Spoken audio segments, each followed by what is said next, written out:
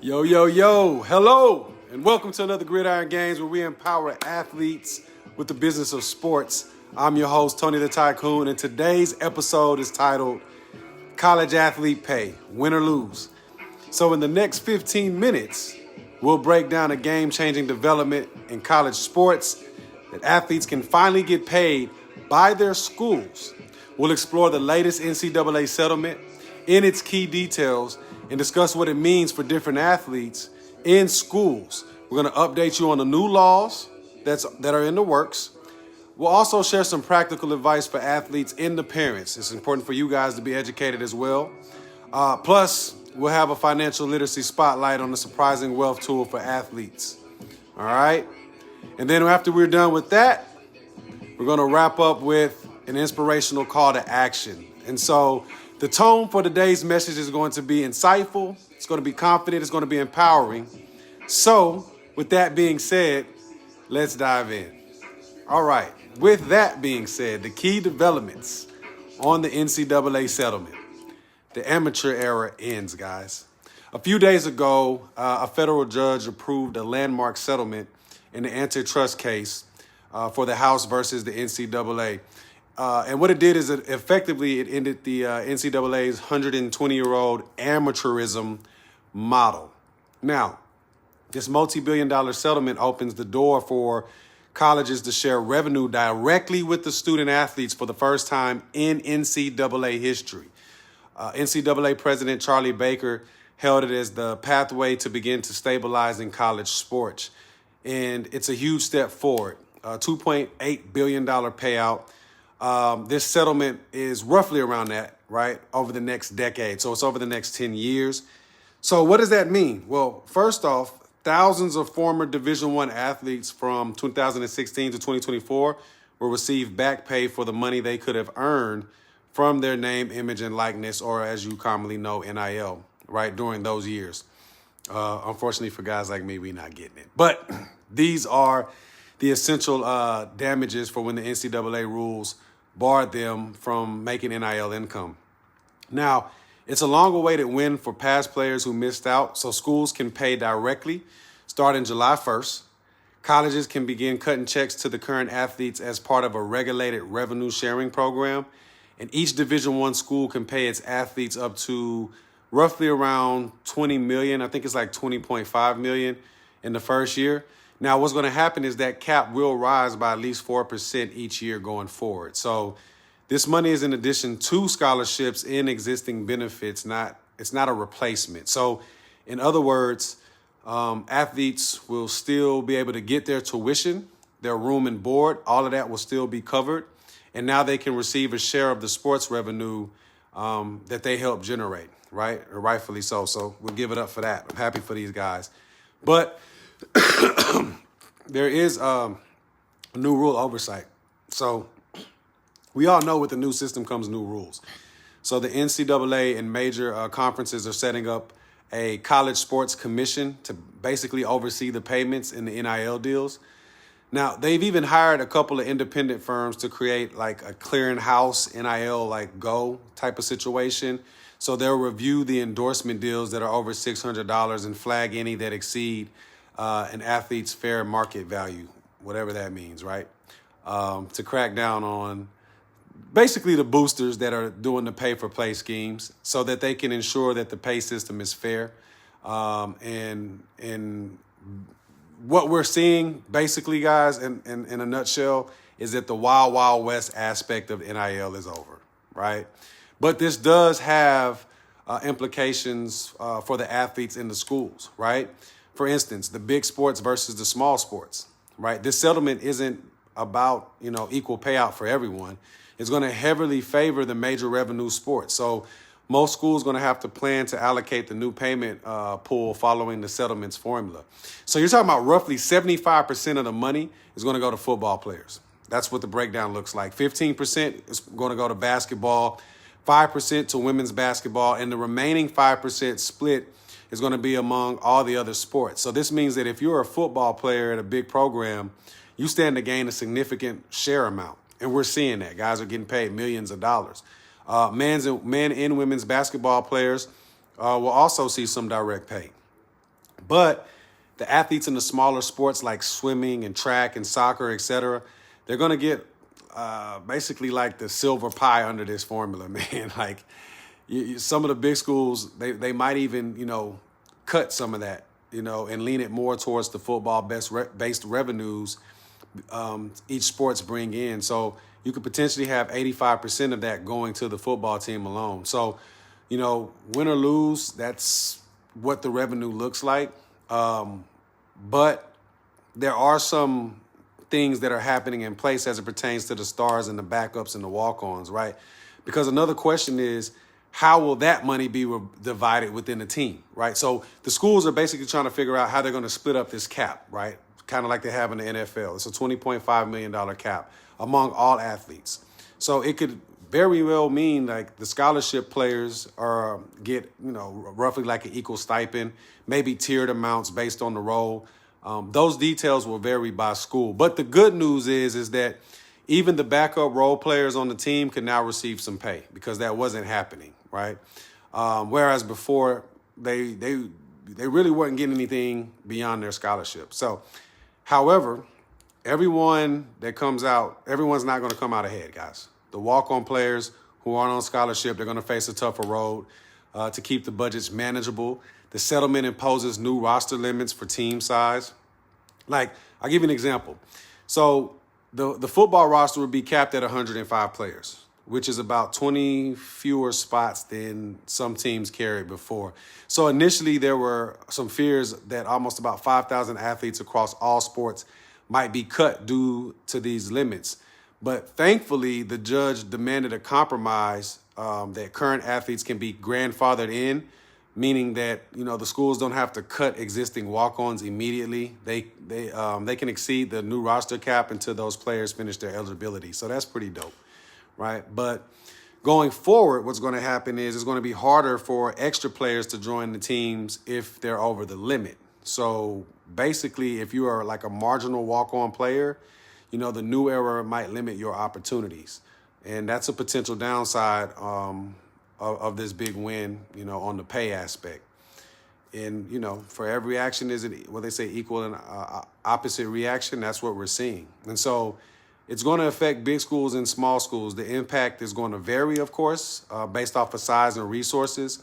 The revenue sharing cap of $20 million per school is the same for a powerhouse program and a smaller mid-major, but not every school can actually afford to hit that max, right? So the richest athletic departments, I want you to think of large conference schools with massive TV contracts, right? Big 12, SEC, the Pac-12, Pac-24, it's one of those.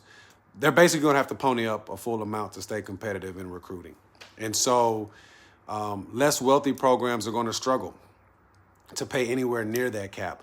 They may have to divert money from different places, i.e. coaching salaries, facility upgrades, you name it, right? Just to be able to fund the athlete payments. And this could widen the gap between the haves and the have-nots in college sports. So the top recruits that we're seeing now, they may increasingly gravitate towards the schools that can basically offer the most money, the most compensation, the bigger packages. But on the flip side, some smaller schools might get creative or emphasize the value of playing time and education over pay if they can't match, the big money offers. And so what we're seeing is it's basically a new arms race. It's not just facilities and coaches, but direct pay is now a recruiting tool, right? Here's another aspect of things that is not being talked about, but the gender equality considerations, right? So you might be wondering about, Title IX and the fairness between men's and women's sports. The settlement allocation is only earmarked for 5%, specifically for women's basketball, and the rest of women's sports is going to be lumped into that other 5%. So that's going to reflect the revenue reality more than the strict gender equality. And so Title IX, which mandates equal opportunity, doesn't directly govern the compensation aspect of that to the athletes in this context. Especially since this stems from an antitrust, lawsuit settlement, not a policy choice. However, colleges will need to be mindful of perceived fairness, right? So many female athletes, particularly in the sports like gymnastics or softball, they found some strong earning power throughout, through the NIL deals, right? Social media influencers, sponsorships. Even if the sport doesn't basically generate broadcasting revenue, they were still able to maintain those opportunities. So while the school paid, their share for the women that might be in smaller conferences, the NIL opportunities outside the revenue sharing pool remain open to all athletes. And the hope is that every athlete, male or female, revenue sport or not, gains something either directly from the school or from the continued growth of NIL endorsements in this new environment. And we've seen that, right? We've seen that with the young lady at Texas Tech, highest paid at $1.5 million. And we've seen other things like that as well. So there's still opportunities. But here's what happens on the legislative side. The changes in the college athlete pay are not just happening in courtrooms and campuses. They've also caught the attention of lawmakers. And here's what's brewing on the legislative front, guys.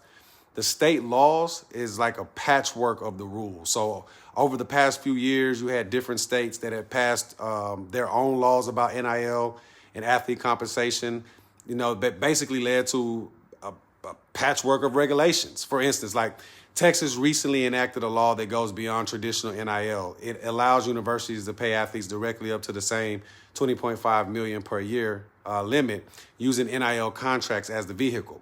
So this law took effect immediately and was touted as necessary to ensure that Texas athletes are able to be properly compensated and keep Texas schools competitive in recruiting. Other states like California have floated bills that would require like revenue sharing with athletes. For an example, California proposed that Athlete Protection Act, the Athlete Protection Act sought to give athletes about $25,000 per year from sports revenues. So with each state doing its own thing, schools and states, they basically have more permissive laws with the recruiting advantage, which puts pressure on others to follow suit. Now, why is that important? Because the result has been so confusing in the landscape where what's allowed for athletes can depend on where your school is located, right? So what that has directly done, it's caused for a push for a federal NIL law, right? Because the patchwork can't last forever. In the NCAA, they know that. So that's why there's a strong push in Congress to create a single federal law to standardize how college athletes can be compensated. As of now, in mid-2025, the congressional leaders are drafting legislation with hearings already taking place in Capitol Hill. We've seen that, right? HB 126 has passed, things of that nature. The proposed federal bill is reportedly being worked on by a coalition of the House of Republicans and likely to be backed by some senators. They're going to aim to preempt the state laws and set, one national set of rules for the NIL and athlete pay. We'll see how that works. But what's critical is that draft is going to include giving NCAA in schools some antitrust protection for implementing this new compensation system, right? So in plain English, with all of that, what that means is that if the NCAA sets certain limits of rules like that $20.5 million cap or regulations on booster payments, they wouldn't get sued under antitrust laws for it, right? So it's a CYA clause. Go look that up. But the lawmakers also want to make it crystal clear that college athletes, will not be treated as employees under federal law. So both the NCAA and the politicians fear that if athletes become employees, it would trigger salaries, which would then come back to trigger unions.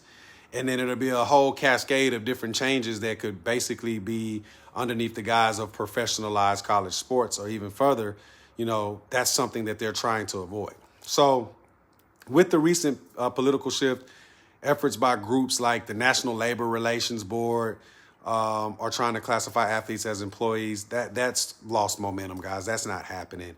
What would a federal NIL law mean for athletes? Well, if you look at it from the upside, it could simplify things like no more worrying about 50 different state regulations, right? The rules apply equally everywhere. It might also include protections such as a standardized agent certification or medical coverage mandates, right? But those details are still, emerging as we continue to go through this. But on the downside, a strict federal law might limit some of the freedoms athletes have, that they've started to enjoy. One example would be, if they impose fair market value, the requirements and the oversight on NIL deals was extremely lucrative for boosters to be able to fund those endorsements. That's going to be harder to come by. And by shielding the NCAA from antitrust challenges, it could become difficult for athletes to litigate or, for further gains, like, pushing the cap higher. So if Congress is stepping into the arena and the final score isn't decided yet, but change is certainly on the way, we see that coming, right? And so we're going to be watching for those developments closely, right? Now, excuse me. Here's some practical advice for the athletes and the parents, right? With great opportunity comes great responsibility, right? And for current and future college athletes and their families, navigating this new world of compensation is going to be crucial, guys. So here are some practical tips to make sure you'll win in the long run. First, we got to understand that the rules are different. States, schools, conferences, they're still having, varying rules for NIL and athlete compensation, And these rules are evolving. So you got to make sure you know your school's policies and the NCAA guidelines, right? Ignorance is no excuse, right? A misstep like an improper deal could jeopardize your eligibility or worse, your scholarship. So you have to now stay informed. And when in doubt, man, just ask the compliance officers or legal experts for clarification, right? Because suddenly earning money as a college athlete, it definitely can be exciting, but it can also be a little bit overwhelming. And we're starting to see that. So we need to sit down and budget. And we have to remember that any NIL or stipend income is typically taxable, right? Because the IRS wants their, piece of the pie. So you need to set money aside for taxes and be cautious about, your big spending. Think long term, right? Guys, this is the game. The game is about injury, and an injury could cut a career short tomorrow. So you have to invest wisely. Listen, you can use that money to create an emergency fund. You can involve your parents, or if you have a financial advisor or wealth strategist, they can help educate you on managing that money. Because at the end of the day, many young people haven't had to do this before. Learning to save, budget, and even invest some of your earnings is going to set you up for success beyond sport. Now, here's what we're also seeing, right? We need to start really scrutinizing every deal and partner, because not all opportunities are good opportunities. There are some bad people out here who might try to take advantage of college athletes because it's lucrative. It's a lucrative space. So you need to be wary of any contract that seems too restrictive, or any agent or brand that promises you like the moon, right? But demands so much in return, right? 50, 60, 70% of your contract. You can't be afraid to say no if something feels, a little off. Also, you need to know your worth. So you're going to have to start to research what similar athletes are getting for your deals. What is your market value? If an offer is far below market, or the ask for is like an unreasonable long-term commitment, guys, let that be a red flag and move away from those contracts. And give those contracts to the people that are knowledgeable, like a business attorney, right? Or an advisor, before you sign it. That's the most important thing, because you need to protect your future by choosing a reputable business partner that deals with that respective aspect of life. Understanding your brand is important too. We're in the age of social media. And as athletes, your reputation can make you or break your endorsement opportunities. So you got to be mindful of that, right? And you have to be mindful of what you post, what you tweet, what you say publicly. You can't just be doing careless things on Instagram and TikTok, because those videos can be used against you to alienate you with the brands, right? Now, I will say this, what I've seen, authenticity sells. So remember, even though you can earn money now, your scholarship in your future career still depends on your performance, but not just your performance, athletes, also your behavior. So don't let a moment of poor judgment sabotage that image. Your brand can open up doors to deals now and even careers after college. So you're going to have to guard that thing tightly. You're going to have to learn how to balance sports, schooled in the NIL. So that means time management is more important now than it ever has been.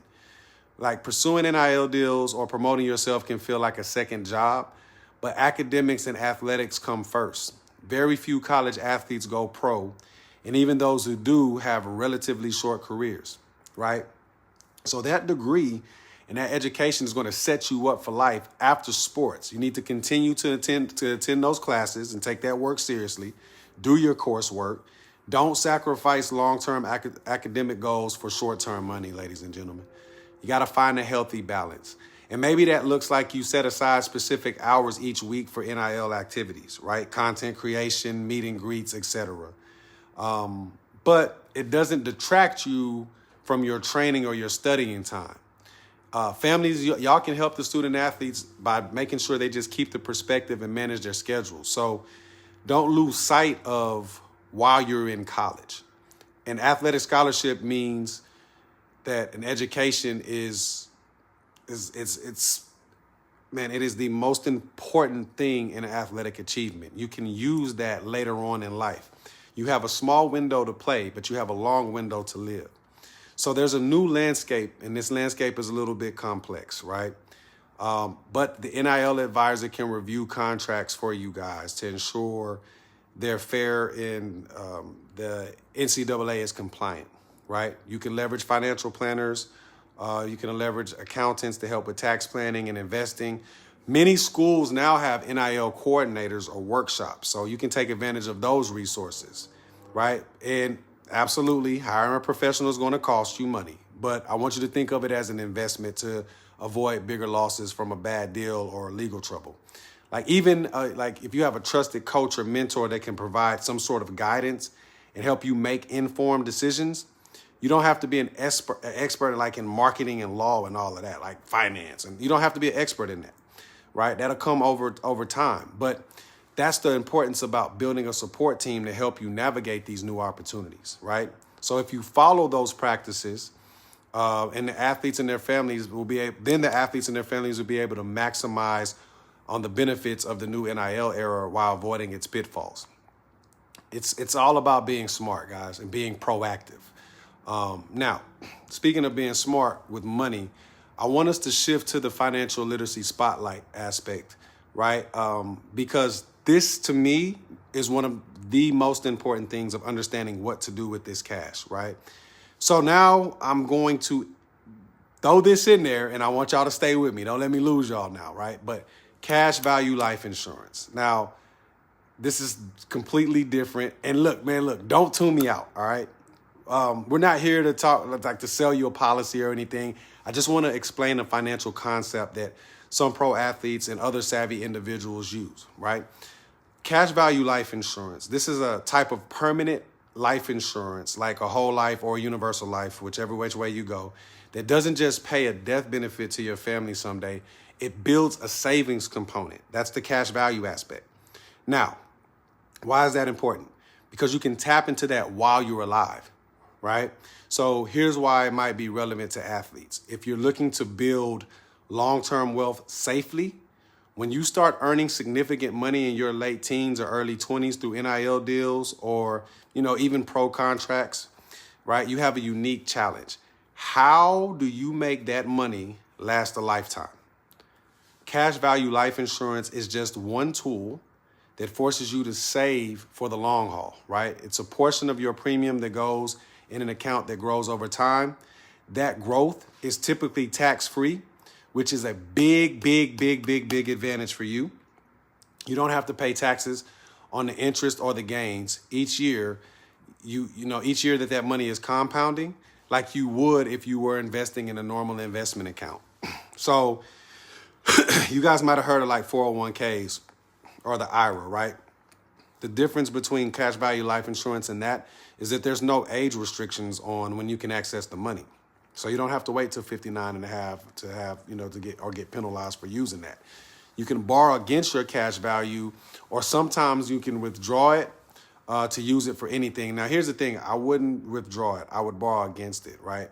But if you're looking to start a business, after sports or, even while you're in your career. You can use that money to supplement your income if you step away from sports.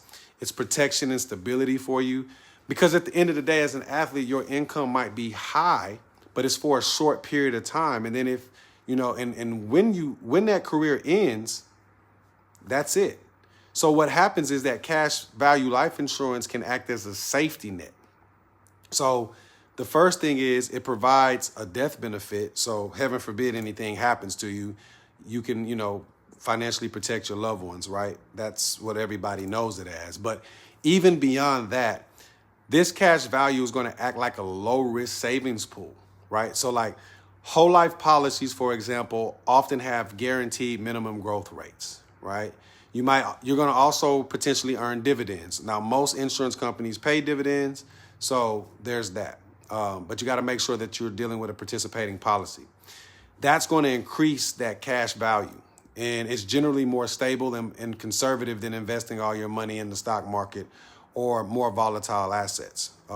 So for athletes concerned about injuries or unpredictable careers or having some money in a safe, steadily growing place, that's comforting for them, right?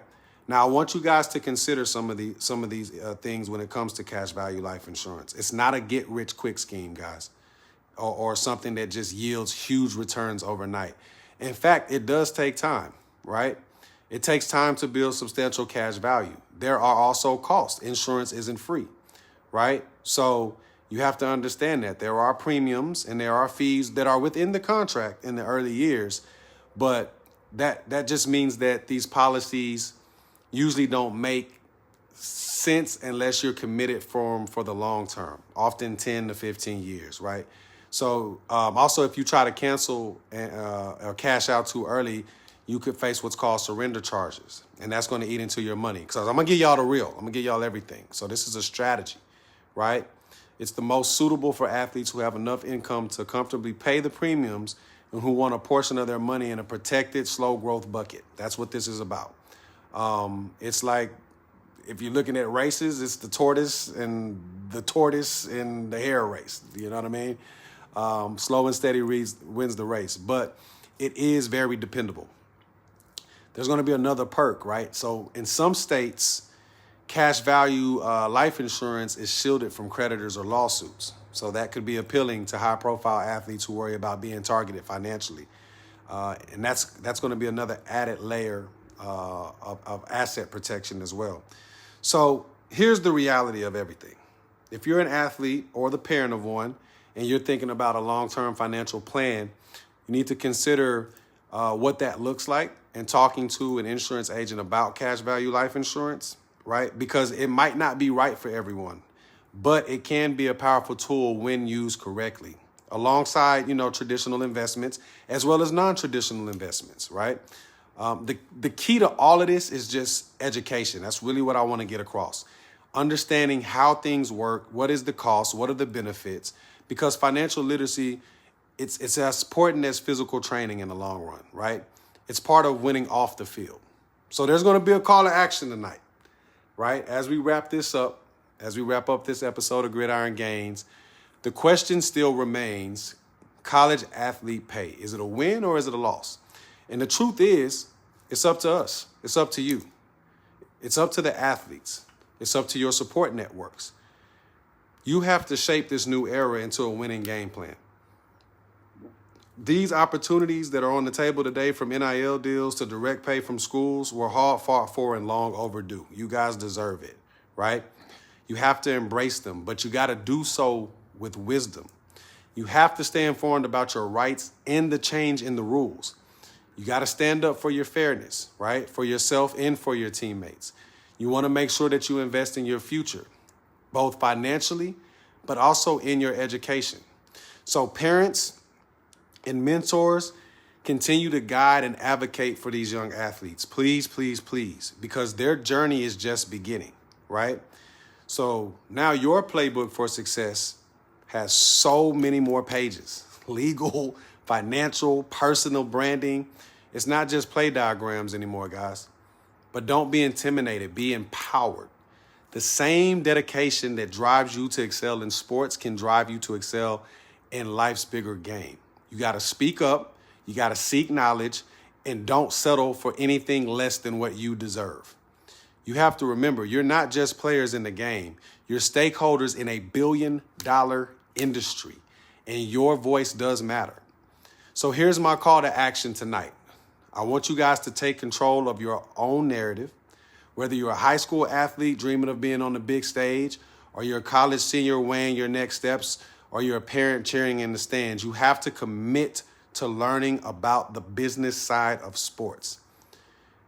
And here's another lofty idea. Why don't you share what you learn with your teammates? Support organizations and efforts that uplift athletes' rights and welfare. Share it with those. Grab the information from those type of entities. Most of all, you need to believe in your own worth beyond the scoreboard. Here at GridIron Gains, we believe knowledge is power and the application thereof, but it also takes teamwork that extends beyond the field. So I want to set the record straight and let you know we're going to turn these changes into lasting gains for athletes everywhere. That is the mission. So with that being said, I want you guys to get your copy of The Alignment of Belief in Becoming. Go to statebooks.com, STATTEbooks.com/belief, right? I also want you guys to be on the lookout for the athlete wealth book that's coming out. And most importantly, I want you guys to go to statfs.com to book your strategy call and get real answers for your financial future. This is GridIron Gains, ladies and gentlemen. This is where mindset meets money. So with that being said, I want to thank you all for joining us today, man. Stay confident, stay informed. And as always, when you align with the divine, everything will be fine in its proper time. Tony the Tycoon, I'm out.